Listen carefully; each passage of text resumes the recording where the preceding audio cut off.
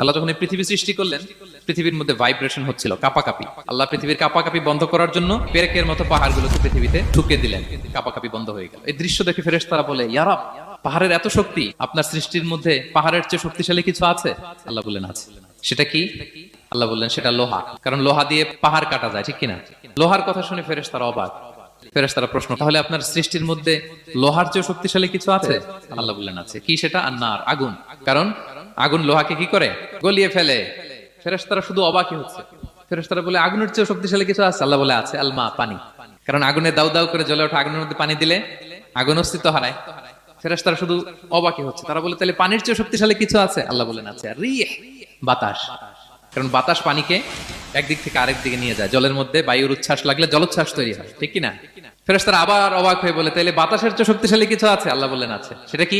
বলতেছে বনি আদম, ওই মানুষ শক্তিশালী যে গোপনে দান করে।